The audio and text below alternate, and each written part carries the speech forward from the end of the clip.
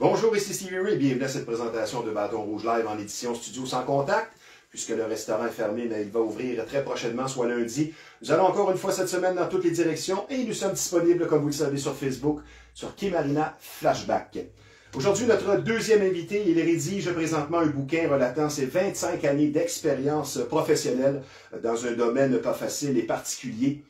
Évidemment, depuis plus de 2 décennies, il est effectivement portier, ou si vous préférez doorman, dans divers clubs et bars de danseuses. Milieu et ambiance qui, vous comprendrez, se prêtent aux anecdotes de toutes sortes.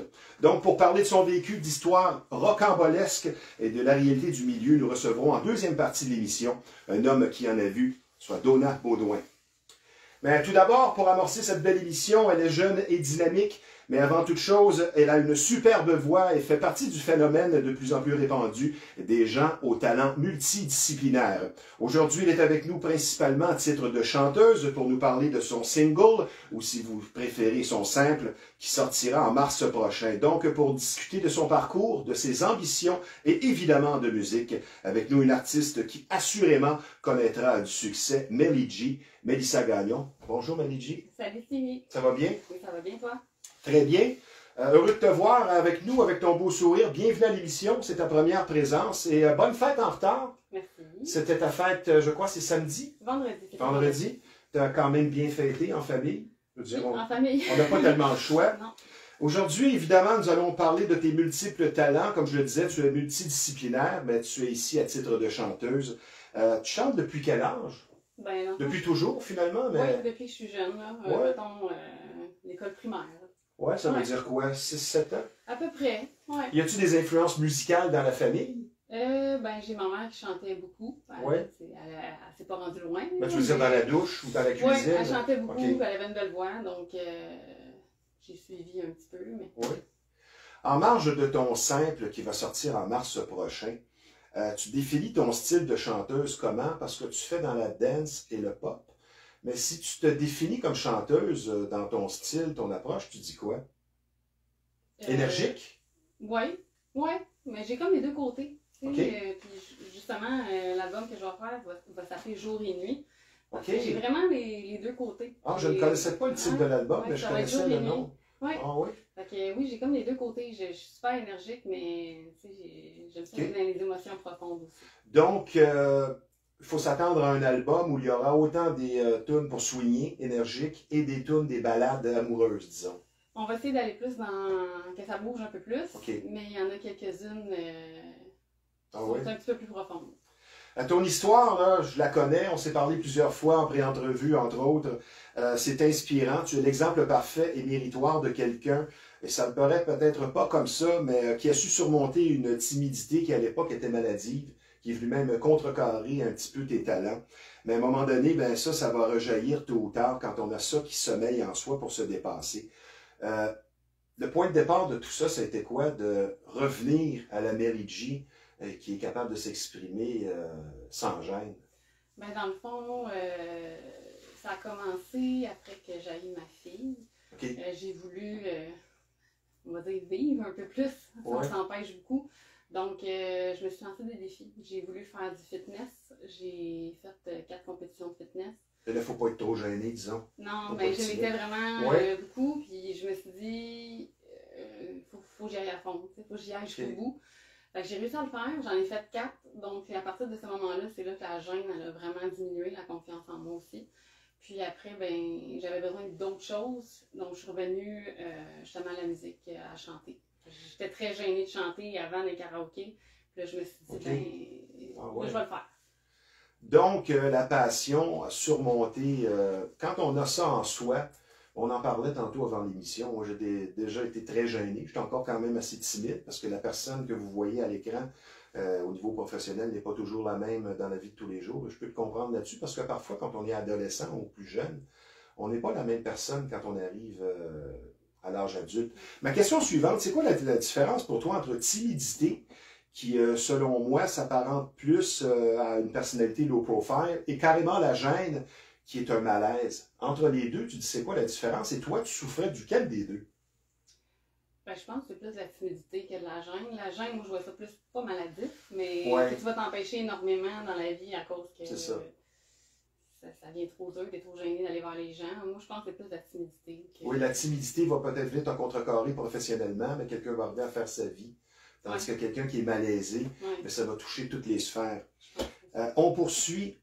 Tu me parles du fitness. Maintenant, un des autres points de départ de ta carrière, ça a été de travailler avec Kevin Bazilet, qu'on a connu avec La Voix. Oui. Je pense que pour toi, ça t'a redonné confiance d'avoir des cours et des enregistrements avec Kevin, n'est-ce pas? Oui, mais dans le fond, quand que... T'as beaucoup encouragé. Oui, puis dans le fond, je voyais d'autres personnes dans mon Facebook qui faisaient des cours avec lui, puis faisaient des enregistrements, des covers de chansons.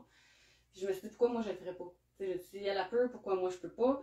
C'est le même que j'ai commencé. Puis après ça, dans le fond, j'ai fait un cover avec lui. Puis après ça, dans le fond, j'ai fait ma première composition de chanson qui est sur YouTube aussi en ce moment. C'est pas sous le nom de Melly G, parce que je l'avais faite tout bonnement comme ça. Ma première composition. C'est quoi le titre?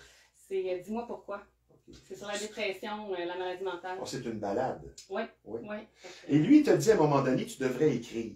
Oui, parce que dans le fond, moi, quand je faisais mes cours avec lui, je voyais qu'il faisait tout son album tout seul. Puis je trouvais ça le fun, puis je trouvais ça vraiment bien.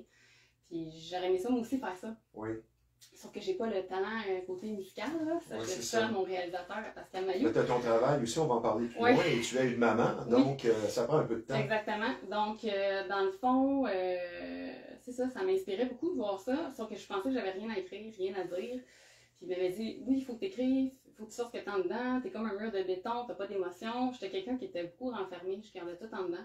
Puis à partir de ce moment-là, j'ai essayé de m'ouvrir plus.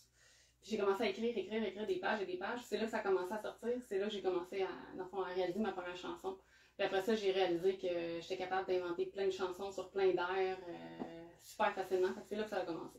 Et maintenant, tu as ton propre studio d'enregistrement chez toi. Ça aide beaucoup, je crois. Oui, j'en ai un chez moi, mais en ce moment, vu que je travaille avec quelqu'un d'autre, je te dirais que je travaille plus à l'autre, au studio chez Pascal. Mais pendant un bout de temps, par exemple, je faisais ça chez moi tout seul. Oui, c'est ça. Un petit bout. Toi, tu es inspiré à partir de musique que tu écoutes, ce que tu me confiais. C'est qu'à partir d'un accord ou deux ou d'un titre, ça t'inspire. Peux-tu me parler de ce processus-là? Comment ça fonctionne? Mais dans le fond, quand j'entends... C'est le même que j'ai vu que j'étais capable de composer. C'est si j'entends, mettons, une mélodie, peu importe, quelconque, c'est de là que je vais pouvoir commencer à inventer quelque chose par-dessus.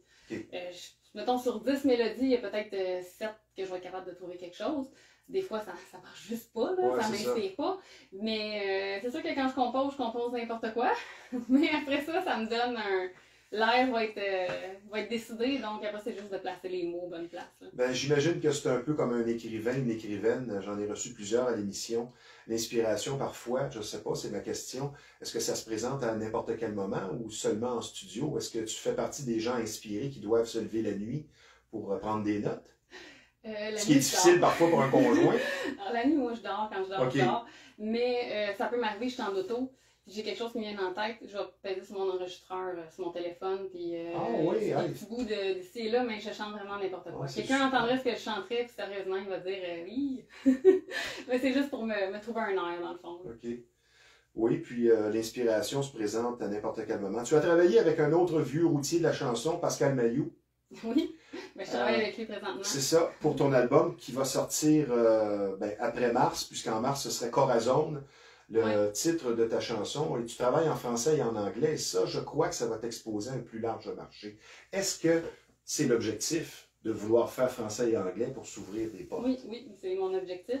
Parce que, tu sais, comme en français, ça vient toucher du monde, tu sais, oui, ici au Québec, mais ça vient pas toucher tout le monde. Je trouve ça vient pas... Oui, je te comprends. Fait que je me dis, les mêmes chansons vont être faites en anglais et en français, puis je me dis, ça donne plus d'ouverture, puis si quelqu'un l'aime pas en français, il va l'aimer peut-être en anglais. Fait je me suis dit, pourquoi pas? Et tu as des gens aussi qui aiment mieux les chansons en anglais. Oui. Il y en a qui n'aiment pas en français, on ne sait pas pourquoi, mais c'est comme ça. Qu'est-ce que tu nous dis sur ce simple qui sort en mars, Corazon? Tu le définis comment, ce simple-là? Ça va être une chanson d'été.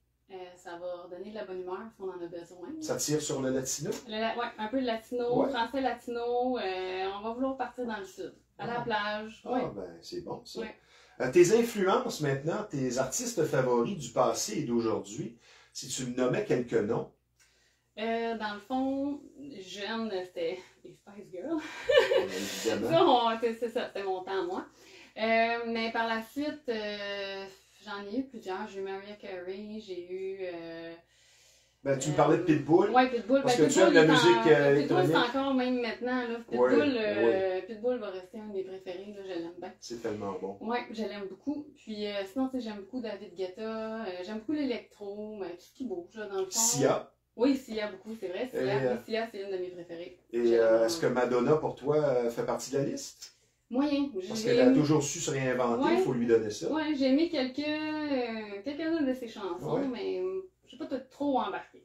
Je vais faire une comparaison un peu boiteuse. Mariah Carey, qui je crois a 10 numéro 1, c'est pas 11 ou 10. Pour toi, tout comme elle, c'était très important d'avoir tout composé ce que tu fais. Tu ne veux pas seulement être une interprète et une voix, n'est-ce pas? Oui, pour moi, c'est important de composer le texte puis trouver l'air. Pour moi, c'est vraiment important. Sinon, j'ai pas la fierté d'avoir accompli... D'être une artiste complète. Tu veux pas seulement être une voix comme on peut entendre parfois sur des commerciaux, disons. Non, c'est ça. Ça me prend un peu plus. Pour être fière de moi, il fallait que je le fasse au complet. Mais c'est sûr que c'est une corde de plus. Comme tu le disais, tu es une fille de défi. Tu es également modèle pour un de tes copains, Bruno Nantel. Tu fais de la photographie. Et tu me confiais, ça j'ai noté, tu vois que j'écoute quand tu parles, j'ai noté ce que tu as dit concernant la photo. C'est quand le compliment vient d'une fille, ça vaut plus que quand ça vient d'un homme ou d'un garçon. Je veux que tu m'expliques ta vision d'une femme par rapport à ça. Ben, c'est plus parce que aujourd'hui, quand les gars commentent tes photos ou qu'ils écrivent quelque chose, on dirait qu'il y a tout le temps un double sens ou ben oui. On sait qu'il y a des attentes ou peu importe. Versus une fille qui prend la peine de t'écrire puis voir t'es belle ta photo, peu importe si ta photo est alléchante ou est très, très simple. Je me dis, la fille, elle a pilé par-dessus son orgueil, elle voulait être fine. C'est comme pur, je sais pas comment l'expliquer, c'est de la gentillesse. Il n'y a pas d'intention derrière ça. C'est ça, c'est de la gentillesse pure, puis je me dis, je trouve ça le fun, c'est comme de la solidarité féminine, qu'au lieu de se jalouser, ben, à place de ça, ben... Elle te fait le compliment, donc... Et ça doit être parfois difficile aussi d'être une femme de belle apparence, parce que tu es tellement sollicité à droite et à gauche que ce n'est pas toujours un rôle facile. Question suivante. Toi, tu fais dans la simplicité et l'humilité. Je veux dire, peut-être que ta timidité va t'aider dans ta carrière, parce que je pense pas que tu vas être le genre d'artiste qui aura la tête enflée après quelques années. Mais ça ne t'empêche pas justement d'être ambitieuse. Moi, je t'encourage à l'être et à faire tout ce que tu veux. Mais tes objectifs à court et moyen terme, nous sommes aujourd'hui le 26 janvier 2022. Mais quels sont tes objectifs? Là? Disons avec l'album qui s'en vient, le 5, tu penses à quoi? Dans le fond, c'est sûr que là, c'est de le terminer. Je suis rendue déjà à la moitié de l'album de fait. Par la suite, ça va être d'essayer de me faire connaître, de commencer à faire des spectacles aussi. Hein. Ben oui. Ça, j'ai pas beaucoup d'expérience là-dedans, mais c'est pas grave, c'est un autre défi que je me lance, puis je sais que je vais être capable. Fait que ça va être pas mal de développer tout ce côté-là. Ben, j'invite et je prédis, j'invite les gens à écouter Corazon quand ça sortira, parce que tu as vraiment une superbe voix. Je pense que tu as tout ce qu'il faut pour réussir dans le milieu. On va prendre une petite pause, ma chère Mélie G. Ça ne sera pas tellement long. Je vous rappelle que vous regardez Bâton Rouge Live en édition Studio Sans Contact. Le restaurant va ouvrir très bientôt, soit lundi. Il y a toujours de la livraison. C'est toujours aussi succulent et délicieux, comme vous le savez, quand c'est livré. Je donne le numéro de téléphone de ce restaurant de choix à la Chenay, le Bâton Rouge. Pour la livraison, le 450-581-1888. Et je vous rappelle également que nous sommes présentement en compagnie d'une chanteuse très prometteuse, soit Mélie G. Parlons maintenant de mieux-être, puisque c'est ce que vous offre notre partenaire Happy Buddha, le Centre du Bonheur pour une super gamme de soins pour le corps et l'esprit. Et pour optimiser et refaire ses énergies, on s'occupe de vous notamment avec ce qu'on appelle les soins information Access Bar pour le déblocage énergétique et le drainage lympho-énergétique. Donc, faites-vous une faveur, Happy Buddha, le Centre du Bonheur pour s'offrir une vie meilleure et pour faire le plein d'énergie complet, un ressourcement parfait. C'est une très belle expérience que je vous recommande. Donc, Happy Buddha, le Centre du Bonheur pour les meilleurs soins énergétiques, un endroit magique. Le numéro de téléphone du Centre du Bonheur dans le 514, c'est le 217 54 75.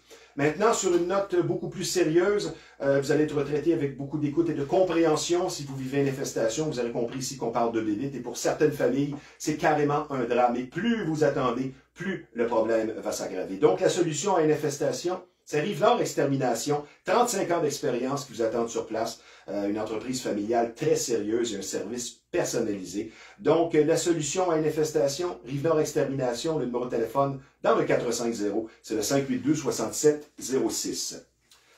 On va poursuivre, ma chère Mary G. Au-delà de la timidité, tu as une fille de projet et d'action, tu déplaces de l'air. Je veux dire, je te connais un peu, ça paraît peut-être pas comme ça à l'écran, mais comme on dit, t'en as dedans. Est-ce que pour toi, c'est une qualité, ça, dans le milieu artistique? Ben, je pense que oui, mais dans le fond, je pense que ça dépend du dosage. Oh, j'aime ça, qu'est-ce que tu dis là? Parce que c'est correct de prendre la place, mais je pense qu'on en laisser aux autres aussi. Si tu la prends par-dessus tout le monde, ça peut nuire. Je pense que dans le fond, tu y vas. Oui. Je comprends. Ouais. Je pense que les gens comprennent ce que tu veux dire. Il faut prendre sa place. Toi, tu es une personne énergique, mais on va poursuivre dans la même veine quand on parle d'énergie, de bonne humeur. Est-ce que pour toi, le travail, c'est sûr que ça doit être agréable, une bonne ambiance parfaite, mais pour le travail, tu aimes mieux faire ça de façon sérieuse ou, disons, dans l'humour et on est ici pour avoir du fun, ou tu aimes quand même avoir une dose de sérieux dans tout ça? Ça dépend, mais c'est sûr que c'est le fun d'avoir, de rire un peu en même temps. Quand Oui. j'enregistre, c'est sûr que des fois...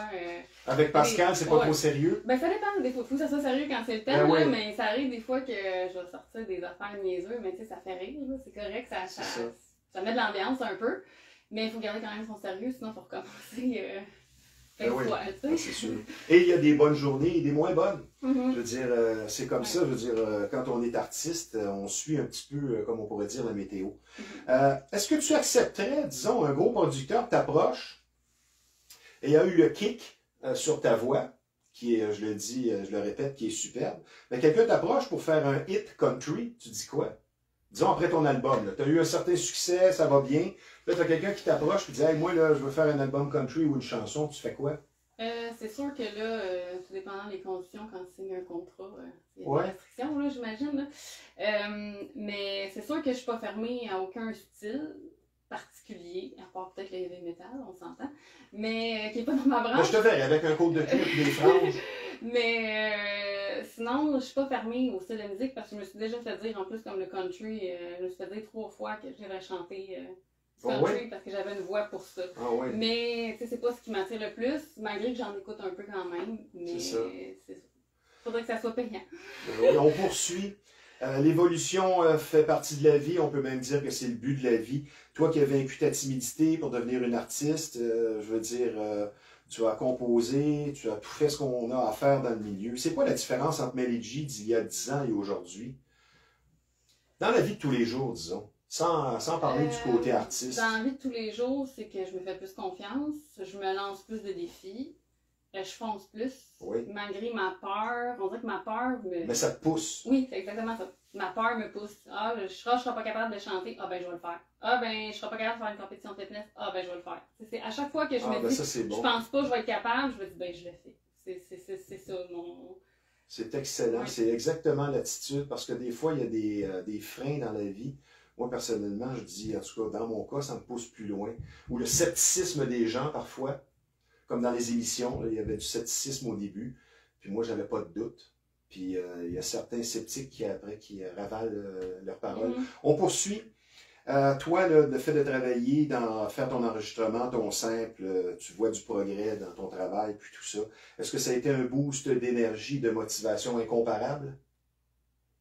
Tout ce que tu as vécu dernièrement, l'enregistrement, est-ce que quand tu termines, tu te dis, ouais, pas facile, ou au contraire, ça t'a encore boosté plus en bon québécois? Ça me booste vraiment plus, ouais, j'aime ça travailler sur ce projet-là, puis ça me...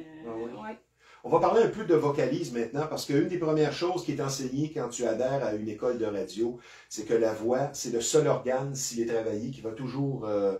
s'améliorer en vieillissant, tandis que si un soir tu sors et tu es à côté de la boîte de son à une discothèque et tu reviens, puis là, tu sens que ton ouïe n'est plus le même, ça ne reviendra pas. Est-ce que, ce qui m'amène à ma question, tu remarques une différence dans ta voix Et dans les exercices peut-être que tu fais, là, on parle de vocalise. Est-ce que tu vois une différence dans ta voix avec, disons, il y a 5 ou 10 ans?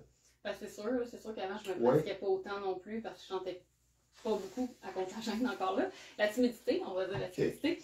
C'est sûr que je me suis beaucoup plus pratiquée dans les 2 dernières années parce que c'est dans les 2 dernières années que j'ai commencé à chanter. Mais c'est sûr qu'à force de se pratiquer, il y a des notes que je suis capable d'aller chercher que je n'étais pas capable. Puis moi, dans le fond, le plus gros travail que j'ai eu à faire, c'était d'aller dans les notes plus hautes. Même encore là, je veux travailler plus fort encore pour ça. Parce que plus tu chantes haut, plus que c'est aigu, plus qu'on dirait que c'est gênant. Mais la peur de manquer ta note? Non, c'est la peur parce que plus que c'est une note forte, plus c'est fort. Fait que ta voix est plus forte. Fait que moi, j'ai tout le temps été quelqu'un que je voulais pas qu'on m'entende. Fait que j'ai l'impression que quand je chante fort, on m'entend. Fait que ça, c'est mon gros travail encore, mais je me suis déjà améliorée. Versus les notes graves, que ça, j'ai moins de misère parce que c'est plus bas. Fait que ça, c'est ça. Je me suis améliorée, mais ça va être encore un autre travail. Parce que je sais que je peux aller me pousser plus loin encore, puis je le fais pas. Donc ça va être c'est excellent. Prochain défi. Un autre de tes talents, pour terminer, parce qu'il faut bien vivre, tu opères ton propre salon de coiffure, le salon Mélissa Gagnon, salon unisexe. Si on parlait un petit peu de coiffure, je veux dire, qu'est-ce qui est tendance présentement pour les femmes? En ce moment, on a les blonds platines qui reviennent. Ah ouais? Oui, on a les blonds miel, on a les roux flamboyants, puis les noirs carbone, donc les noirs, tu sais, très très très noirs. Oui. Donc ça revient pas mal pour cet hiver. Et dans les coupes? Dans les coupes, il y a beaucoup de carrés. Il y a des cheveux. Tu disais les toupettes carrées? Les coupes au carré, que ce soit aux épaules ou plus long. C'est sûr qu'hiver, le toupette, il revient souvent aussi. On a encore aussi la frange rideau, là, séparée dans le milieu, là, qui est encore là. C'est ça, c'est pas mal ça. Ouais. Les hommes, je veux dire, ça change pas tellement. Ben, il y a encore la coupe propre, c'est ça. Les cheveux rasés courts, puis ça reste pas mal. Et ça fait déjà un certain temps aussi que tu es coiffeuse, je crois. Oui. Ça fait quoi, 15 ans? Depuis 2005. Le métier a beaucoup changé ou c'est pas mal la même chose? Je veux dire, pas au niveau de la mode, mais au niveau de la façon de procéder. Ben, on a eu des nouvelles techniques là, avec les nouveaux balayages à main levée, etc. Qu'on a dû apprendre pas mal sur le tas, là, comme on dit. Là, mais c'est sûr qu'il y a des choses qui changent, mais c'est pas... Ben, ça évolue, qu'est-ce que tu veux? C'est tendance. Ma dernière question, est-ce que c'est la chanson avant la coiffure? On y va d'une hypothèse. Là. Ton album fonctionne, puis t'en vends 1 million. Est-ce que tu continues à coiffer? Est-ce que tu fermes tu vends ton salon? C'est sûr que tu vas toujours coiffer tes proches, là. Mais je veux dire, est-ce que c'est un pensez-y bien ou ça serait sans équivoque pour toi? C'est sûr que ma passion, c'est de chanter plus que la coiffure. J'aime la coiffure, j'adore ça, sauf que c'est sûr que je m'alignerais plus vers la... Ben oui. La chanson, on s'entend. Poser la question, c'est y répondre. Mais... Oui, mais sauf que j'aurais le côté que tous mes clients qui m'ont suivi pendant tant d'années, je pense que c'est ce côté-là que ça viendrait. L'aspect social, tu sais, fait beaucoup de connaissances d'amis. Oui, mais ça fait vraiment comme j'aurais l'impression de les abandonner. Je pense que c'est ce côté-là que j'aurais de la misère. J'aurais de la misère à tout. Je pense que je continuerai d'en faire. Ben, une autre belle qualité, la loyauté. Je te remercie d'avoir été des nôtres. C'était bien intéressant, Mélie. Je vais te réinviter quand tu connaîtras ton succès. Je vais être un petit peu profiteur. Mais je suis bien certain. Je te souhaite bonne chance, spécialement pour ton premier single qui sortira en mars, Corazon.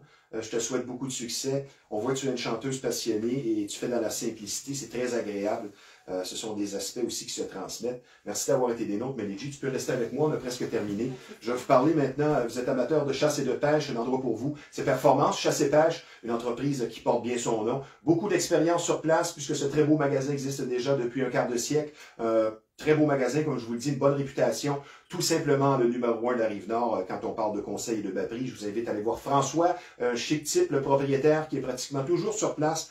Donc, c'est situé au 303 Notre-Dame, à Repentigny, Performance et Chasse et Pêche, là où la passion se vit à chaque saison. Et en terminant, je vous parle maintenant d'un de nos principaux partenaires ici depuis les tout débuts, soit Samoto, un garage tout à fait particulier, situé au 1133 Notre-Dame, à Repentigny. Un garage dont la réputation n'est plus à refaire. La confiance règne, le travail est bien fait. C'est le respect du client en premier. Ça, c'est très important dans la culture de l'entreprise. De longues explications, de longues années d'expérience vous attendent sur place. On ne va pas changer des morceaux pour rien.